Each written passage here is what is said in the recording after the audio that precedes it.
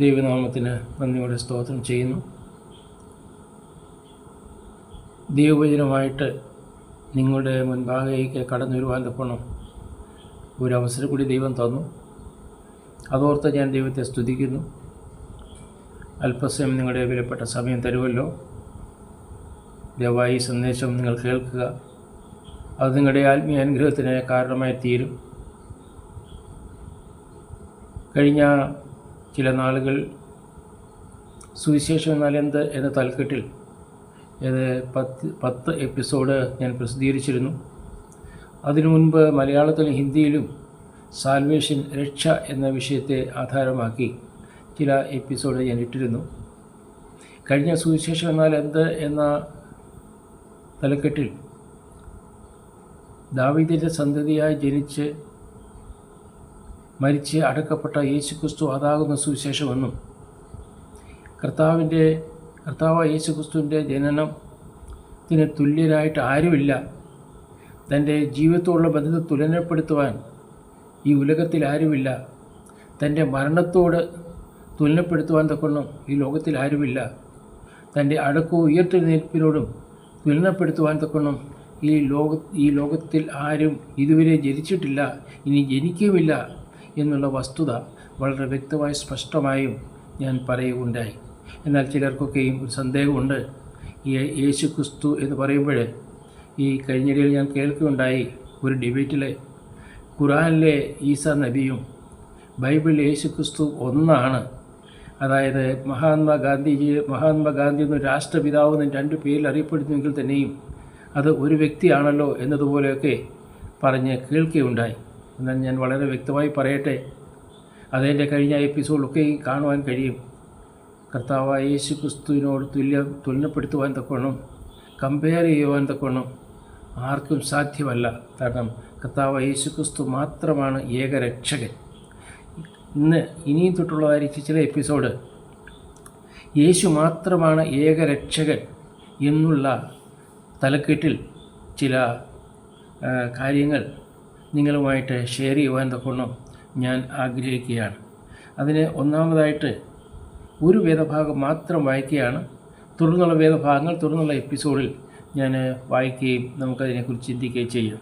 ഇന്നത്തെ ചിന്തയ്ക്കായിട്ട് അപ്പോസ്തല പ്രവൃത്തി 4-ാം അധ്യായം അതിൻ്റെ 12-ാം വാക്യം വായിക്കുവാൻ ഞാൻ ആഗ്രഹിക്കുകയാണ്.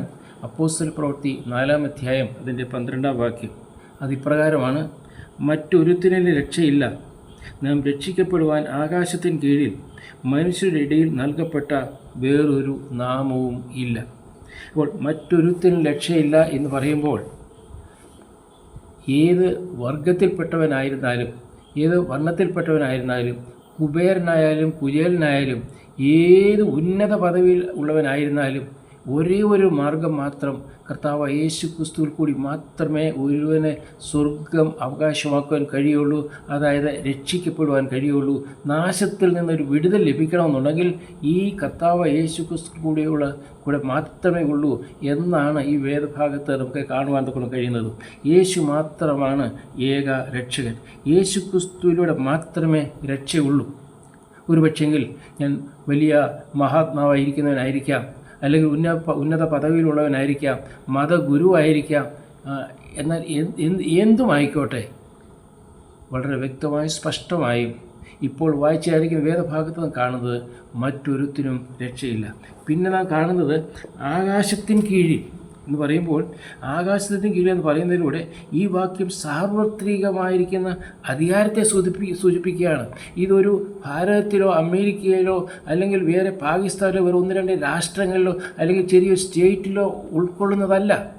ഇത് ആകാശത്തിന് കീഴെന്ന് പറയുമ്പോൾ ഈ രക്ഷ എന്ന് പറയുന്നത് ഇത് സാർവത്രിക അധികാരത്തെ സൂചിപ്പിക്കുന്നതാണ്. മാത്രമല്ല രക്ഷിക്കാനുള്ള യേശുക്രിസ്തുവിൻ്റെ ശക്തി സൃഷ്ടിക്കപ്പെട്ട പ്രപഞ്ചം മുഴുവൻ വ്യാപരിച്ചിരിക്കുകയാണ്. അതാണ് പറയുന്നത്. അത് നമുക്ക് കാണാൻ കഴിയുന്നല്ലോ. മറ്റൊരുത്തനിലും എന്ന് പറയുമ്പോൾ യഹൂദനായാലും വിജാതീയനായാലും മതവിശ്വാസിയായാലും മതമില്ലാത്തവനായാലും ഓരോ മനുഷ്യനും ദൈവത്തിൻ്റെ ഈ വ്യവസ്ഥയിൽ ഉൾപ്പെടുന്നു.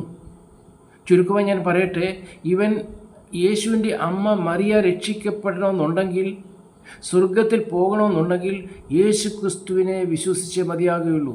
യേശു ക്രിസ്തുവിൽ കൂടി അല്ലാതെ ഒരു വ്യക്തിക്കും രക്ഷ ലഭിക്കുകയില്ല.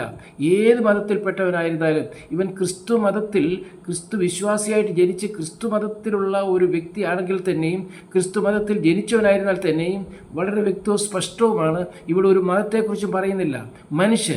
മനുഷ്യനായി പിറന്നിട്ടുണ്ടെങ്കിൽ ആ മനുഷ്യൻ രക്ഷിക്കപ്പെടണമെന്നുണ്ടെങ്കിൽ കർത്താവ് യേശു ക്രിസ്തുവിൽ അല്ലാതെ വേറൊരു നാമമില്ല. മനുഷ്യരാശിക്ക് നൽകപ്പെട്ടത് എന്ന വാക്യം രക്ഷ ദൈവകൃപയിൽ കൂടിയാണ്. മനുഷ്യന് നൽകപ്പെട്ടത് എന്ന് പറയുമ്പോൾ ഈ രക്ഷ ദൈവമാണ് തന്നിരിക്കുന്നത്. മനുഷ്യൻ്റെ പ്രയത്നത്താൽ ഈ രക്ഷ ലഭിക്കുകയില്ല. അതുകൊണ്ടാണ് പറയുന്നത് മനുഷ്യൻ നൽകപ്പെട്ടത് രക്ഷയെ ദൈവകൃപയുടെ സൗജന്യദാനമായിട്ടാണ് അവിടെ പറഞ്ഞിരിക്കുന്നത്. ഇത് സൗജന്യമായിട്ട് ഒരു ദാനമായിട്ട് ലഭിച്ചിരിക്കുന്ന ഒന്നാണ്.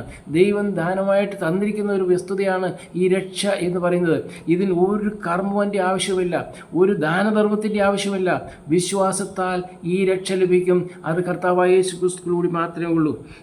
ഇത് എങ്ങനെ ലഭിക്കുമെന്ന് ചോദിച്ചു കഴിഞ്ഞാൽ, യേശു ക്രിസ്തുവിൻ്റെ ക്രൂശിലെ യാഗത്തിലൂടെ ദൈവം ആ കൃപയെ വെളിപ്പെടുത്തി തന്നിരിക്കുകയാണ്. കർത്താവായ യേശു ക്രിസ്തുവിൻ്റെ ക്രൂശിലെ യാഗത്താൽ ആ രക്ഷ, ആ കൃപ നമുക്കിന്ന് വെളിപ്പെടുത്തി തന്നിരിക്കുകയാണ്.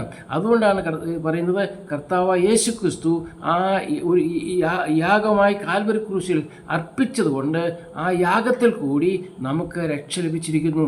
അതുകൊണ്ട് രക്ഷ ലഭിപ്പാൻ തക്കവണ്ണം വേറൊരു മാർഗവുമില്ല എന്നുള്ളത് ഈ വചനാടിസ്ഥാനത്തിൽ ഞാൻ നിങ്ങളോട് പറയുവാൻ തക്കൊണ്ട് ആഗ്രഹിക്കുകയാണ്. തുടർന്നുള്ള കാര്യങ്ങൾ മുൻപോട്ടുള്ളതായിരിക്കുന്ന എപ്പിസോഡിൽ നമുക്ക് ചിന്തിക്കാവുന്നതാണ്. ദൈവം നമ്മെ ഇവരെ അനുഗ്രഹിക്കട്ടെ, സഹായിക്കട്ടെ. ദൈവം നമ്മെ മഹത്വപ്പെടുമാറാകട്ടെ. ആമേൻ.